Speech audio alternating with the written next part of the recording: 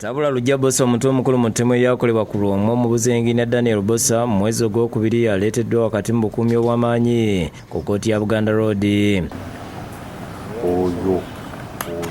Abasinga ku by'ebyokwerinda babadde mu ngoye za bulijjo. Statement eno eyitibwa extrajudicial statement ng'omusibe ali ku gwannagomola agikola awatali musirikale kumubeerako ng'alina kugikola mu ddembe awatali kukakibwa wadde okuwalizibwa n'akamu. Statement eno agikoledde mu ofiisi y'omulamuzi akulira kkooti eno Ronald Kayizi era olugimaliriza n'addizibwa ku mpingu era nga bamufulumiza wakati mu bukuumi obw'amaanyi n'okukwekebwa ng'atwalibwa mu mmotoka ekika kya drone ebadde ekwekeddwa number plate.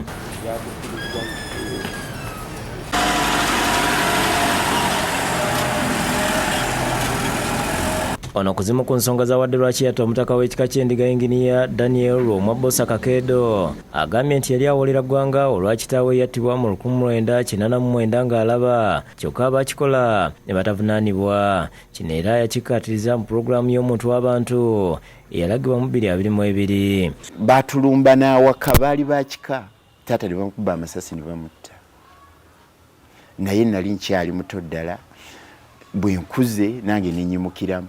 Era tebibadde byangu. Ensonga endala gyawadde nti omugenzi Lwomwa ne famire ye bakakana ku ttaka ly'ekika ky'endiga ne balitunda erisangibwa Embaala Empigi. Ensonga eyokusatu nti omugenzi Lwomwa Bosa yali ayagala n'okweza ettaka ly'e Namulonge gye baasengukira. Akasiza nti Lwomwa omutuufu nga yali ayagala aweebwe ekitiibwa kya Lwomwa.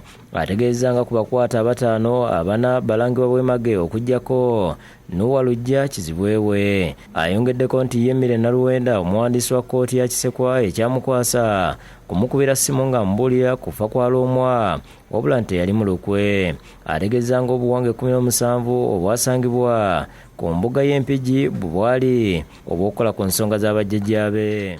Download the app on App Store or Google Play Store now. Vision Digital Experience, the future of media.